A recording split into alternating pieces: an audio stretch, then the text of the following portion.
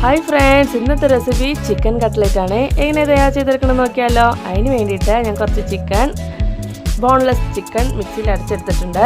കുറച്ച് ഓയിൻ നുറുക്കിയിടാം.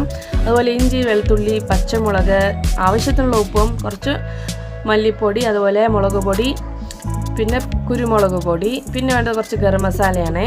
അപ്പോൾ ഇതെല്ലാം ചേർത്ത് കൈകൊണ്ട് നല്ല പോലെ ഒന്ന് കുഴച്ചെടുത്തേക്കണം.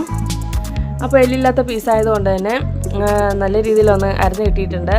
പിന്നെ അതുമല്ല, ചിക്കനൊക്കെ വേവാൻ അധികം സമയമൊന്നും വേണ്ടി വരില്ല. പാനിൽ നമ്മൾ ജസ്റ്റ് ഫ്രൈ ചെയ്തെടുക്കുകയാണ് ചെയ്യുന്നത്. അപ്പോൾ മസാലയൊക്കെ നല്ല രീതിയിലൊന്ന് തേച്ച് ഇതുപോലെ ഒന്ന് കുഴച്ചെടുത്തേക്കണം.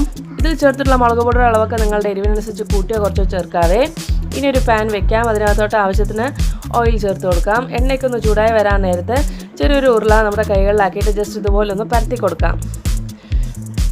കട്ട്ലറ്റിൻ്റെ ആ ഒരു ഷേപ്പിൽ ഇതുപോലെ പരത്തിയിട്ട് നമുക്ക് എണ്ണയിലിട്ടിട്ട് ഓരോന്ന് വീതം ഫ്രൈ ചെയ്തെടുക്കാതെ.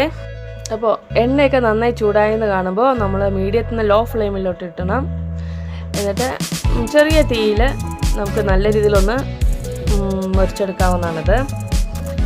ഒരു 5-6 മിനിറ്റ് ആയിട്ടുണ്ട്. അപ്പോൾ നമുക്കൊന്ന് ജസ്റ്റ് മറിച്ചിടാം. ഇങ്ങനെ തിരിച്ചു മറിച്ചിട്ടിട്ട് അതൊന്ന് നന്നായി വേവുന്ന വരെ ചെറിയ തീയിലിട്ടിട്ട് നമുക്കിത് ഫ്രൈ ചെയ്തെടുക്കാവുന്നതാണ്. അപ്പോൾ വളരെ ടേസ്റ്റാണ്. പെട്ടെന്ന് തയ്യാറാക്കാൻ പറ്റിയ നല്ല ഒന്നാന്തരം ചിക്കൻ കബാബിൻ്റെ റെസിപ്പിയാണ്. ടൊമാറ്റോ കെച്ചപ്പൊക്കെ ഉണ്ടെങ്കിൽ അതും കൂട്ടി നമുക്കത് സെർവ് ചെയ്യാവുന്നതാണ്. അപ്പോൾ വീഡിയോ ഇഷ്ടമായി കാണുമെന്ന് വിചാരിക്കണോ. വീഡിയോ ഇഷ്ടമായാൽ ലൈക്ക് ചെയ്യുക, ഷെയർ ചെയ്യുക, അതുപോലെ സബ്സ്ക്രൈബ് ചെയ്ത് സപ്പോർട്ട് ചെയ്യാനും മറക്കരുതേ.